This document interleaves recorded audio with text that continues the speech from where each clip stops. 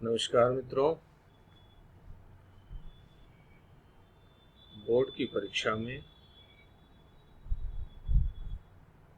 खंड क के अंतर्गत एक प्रश्न 4 अंक का अपठित पद्यांश के अंतर्गत आता है। आज उस पर चर्चा कर लें। अपठित पद्यांश। अपठित से अभिप्राय है जिसे पहले पढ़ा न गया हो। ऐसा गद्य अथवा पद्य दोनों में हो सकता है। परीक्षा में केवल अपठित काव्यांश देकर उस पर आधारित प्रश्न पूछे जाते हैं। इनका उत्तर लिखते समय निम्नलिखित बातों को ध्यान में अवश्य रखना चाहिए। सर्वप्रथम दिए गए पद्यांश को कम से कम 2 बार ध्यानपूर्वक पढ़ना चाहिए, जिससे उसका मूल भाव आपकी समझ में आ जाए।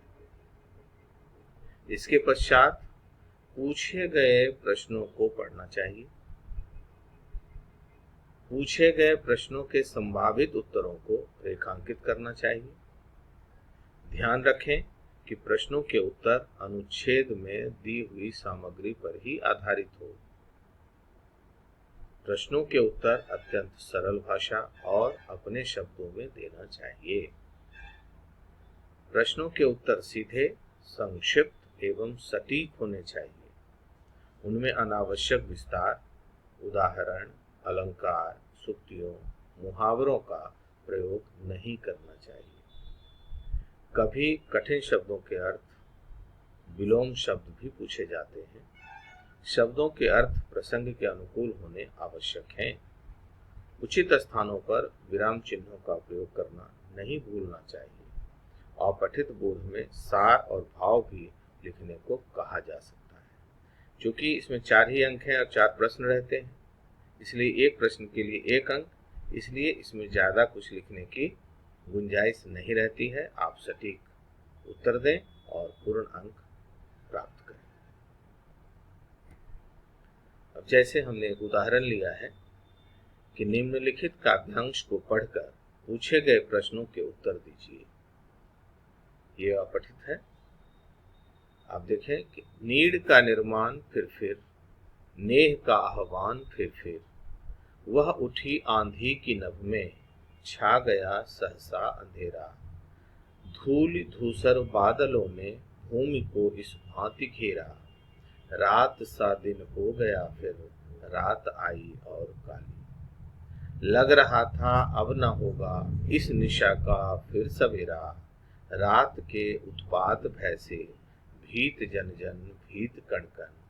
किंतु प्राची से उषा की मोहिनी मुस्कान फिर, नीड़ का निर्माण फिर, नेह का आह्वान फिर। मान लीजिए यह कविता है। इससे जो प्रश्न बने हैं वो आगे चल के देखते हैं। प्रश्न हमने 5 लिए हैं, ऐसे आपको 4 ही प्रश्न पूछे जाएंगे। पहला प्रश्न है कि आंधी और बादल किसके प्रतीक हैं? इनके क्या परिणाम होते हैं? दूसरा प्रश्न है कि कवि निर्माण का आह्वान क्यों करता है? अगला प्रश्न, कवि किस बात से भयभीत है और क्यों? उसके बाद उषा की मुस्कान मानव मन को क्या प्रेरणा देती है? और आखिरी प्रश्न है, रात आई और काली का आशय स्पष्ट कीजिए। इसमें और कुछ जैसे निशा शब्द दे देगा, उसका अर्थ बताने को कहेगा, पर्यायवाची बताने को कह सकता है, उस तरह की बातें हो सकती हैं। लेकिन हमने जो प्रश्न लिए हैं ये प्रश्न आपके सामने है। इसका उत्तर लिखने के लिए आपको कविता को 2-3 बार पढ़ना चाहिए। और उत्तर हमने कैसे लिखा है आप चलिए आगे बताते हैं। पहला प्रश्न था, आंधी तथा बादल किसके प्रतीक हैं? इनके क्या परिणाम होते हैं? इसका उत्तर है कि आंधी और बादल विपदाओं के प्रतीक हैं। इनके कारण जीवन अस्त व्यस्त हो जाता है।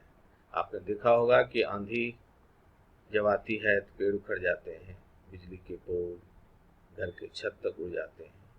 बादल जब जमकर बरसता है, बाढ़ आ जाती है, नदी नाले भर जाते हैं और बहुत तरह की परेशानियां आती हैं। इसलिए यहाँ कहा गया है आंधी और बादल विपदाओं के प्रतीक हैं, इनके कारण जीवन अस्त व्यस्त हो जाता है। दूसरा प्रश्न था कि कवि निर्माण का आह्वान क्यों करता है। उसका उत्तर है कि कवि निर्माण का आह्वान इसलिए करता है कि निर्माण या सृजन ही जीवन की गति है, क्योंकि जीवन चलने का नाम, चलते रहो सुबह शाम, यह मूल भाव है जिंदगी जीने का। इसलिए कहा कि निर्माण का कवि आह्वान इसलिए करता है कि निर्माण या सृजन ही जीवन की गति है। तीसरा प्रश्न था कि कवि किस बात से भयभीत है और क्यों। उत्तर है कि कवि विपदाओं से भयभीत है क्योंकि उसे सर्वत्र अंधकार दिखाई दे रहा है। अंधकार है, बत्तियां हैं, इसलिए भयभीत है कि अब क्या होगा। अगला प्रश्न